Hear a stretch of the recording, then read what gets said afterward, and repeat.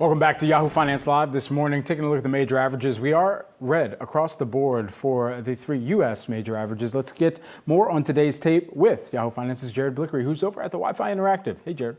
That's right, Brad. One of the charts you showed earlier, which is a 3-day, week-to-date chart of the NASDAQ, caught my eye because when you showed that chart all around the open, NASDAQ had given back all of the gains and had been at zero. But you can see it's in the green for about a quarter of a point today. Now, the S&P 500, very similar situation, just barely green for the week.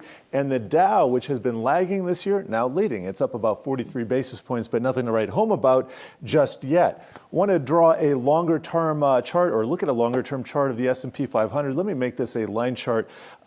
We are just barely breaking through this negative trend line right now. We got the 200-day moving average. And over the last few days, and this is a 3-day chart again, we are selling off from what has been a very contentious level, not only in the S&P 500, but also the NASDAQ, 12,000, about 850 points above the current level. Very big level here. Let me just show you a 2-year chart of the NASDAQ so we can see here.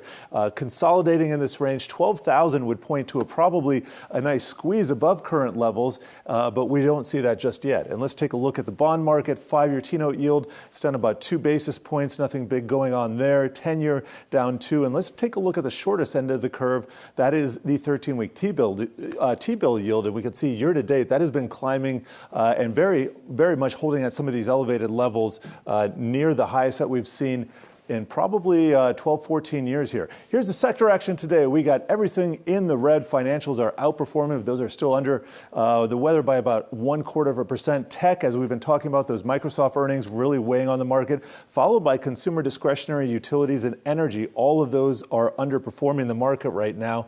And let's check out the Dow. We can see Microsoft there down 3.4%. Some of the names that we're seeing in green, the more defensive ones, Verizon, a telecom company, communication services, United Health, healthcare, Cisco, that kind of a defense stock, if you can think of that one tech stock that way. But let me just close here showing you what's happening in the software world. A lot of the cloud companies like Team there, Atlassian down 5%, Snow, that's down 5%. I think we're going to see some more fallout from the Microsoft earnings throughout the day.